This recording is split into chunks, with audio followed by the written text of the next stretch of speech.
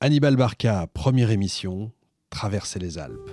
Timeline, 5000 ans d'histoire, Richard Fremder. Les Carthaginois sont condamnés à verser un lourd tribut à Rome en compensation des frais engendrés par le conflit. 2200 talents d'argent, c'est-à-dire 57 tonnes d'argent.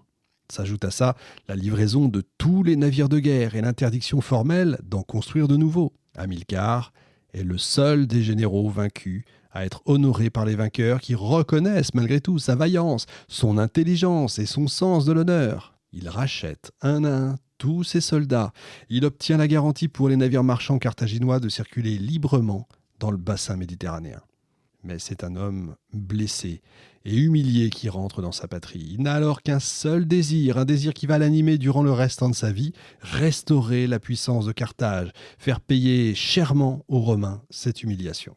À Carthage, il doit en plus affronter les autorités et les aristocrates qui gouvernent la cité. Non seulement ils ne vont pas le remercier pour tous les combats qu'il a menés et pour ce traité de paix si durement acquis, mais en plus, ils l'accusent d'avoir fait trop de promesses inconsidérées à ses soldats et de s'être carrément même approprié le butin de la guerre. Hamilcar se retrouve dans une mauvaise position. Le Sénat carthaginois est le théâtre à ce moment-là de violentes rivalités entre le clan des Barca, la famille et les proches d'Hamilcar, et le clan des Hannon qui règne sur le parti conservateur et aristocratique plutôt favorable aux Romains, qui s'accommodent d'ailleurs très bien des conditions imposées par les vainqueurs. Même si le versement des annuités de guerre qui devaient être payées sur 20 ans doivent maintenant être remboursés sur 10, et que en plus de la Sicile, Carthage doit maintenant abandonner aux Romains la Corse et la Sardaigne. Ce n'est plus une défaite, vous avez compris, c'est la ruine totale de la cité punique. Le ressentiment d'Hamilcar est maintenant profond, inépuisable. En regardant ses fils, Hannibal, Hasdrubal et Magone, il pense en lui-même « ce sont là les lionceaux que j'élève pour la ruine de Rome ». Il leur transmet alors sa haine des Romains, surtout à l'aîné, Hannibal. Un enfant beau, gracieux, mince et aux cheveux bouclés. Le garçon adore son père, ce grand héros reconnu par ses adversaires qui en impose avec son armure d'airain, son lourd manteau rouge, ses bagues et sa barbe noire. Digne, impassible, intrépide et impitoyable, il fascine le jeune Hannibal qui n'a qu'une hâte, grandir et accomplir lui aussi des exploits guerriers. Hamilcar fulmine. Les aristocrates carthaginois sont plus occupés à remettre sur pied sa flotte commerciale que sa flotte militaire. Pour eux, une seule chose compte, l'argent. Ces oligarques se vautrent dans leur toute-puissance et accablent le peuple d'impôts lourds et sans cesse plus nombreux. Hamilcar se démène, il les alerte sur la menace de la puissance grandissante des Romains, il les exhorte à se venger en montant une nouvelle flotte et en fondant de nouveaux comptoirs commerciaux, mais rien n'y fait. Le Sénat ne l'écoute pas. Pire même, il va le trouver gênant, ce général proche du peuple qui veut tout réformer. Mais qui est-il ? Il est une menace finalement pour leur pouvoir, il faut à tout prix l'éloigner. Ils n'ont même pas besoin de se creuser la tête. Hamilcar, convaincu qu'il ne restaurera pas la puissance de Carthage en restant dans sa patrie, s'embarque discrètement pour l'Espagne. Les mines d'argent et d'étain dont regorge cette terre ont attiré les marchands carthaginois depuis longtemps qui y ont fondé plusieurs comptoirs commerciaux.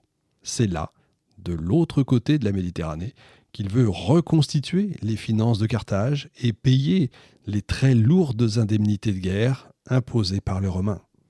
Et il a une autre idée en tête, pourquoi pas conquérir de nouveaux territoires. Contrairement à tous ses compatriotes, il a pris conscience d'une chose essentielle. Le temps des colonies est terminé, celui des empires est arrivé. Il se fixe alors 3 objectifs. Effacer ce qu'il estime être son pire échec personnel en Sicile, renforcer la prospérité de Carthage et établir les bases d'un nouveau système politique.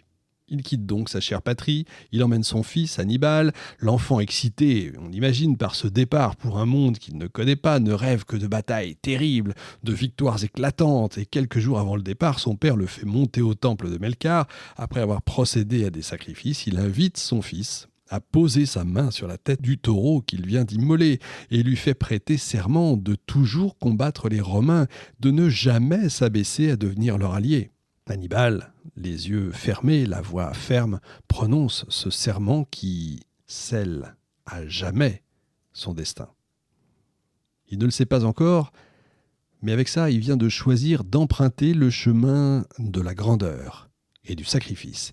Désormais, il n'est plus un enfant, mais un homme.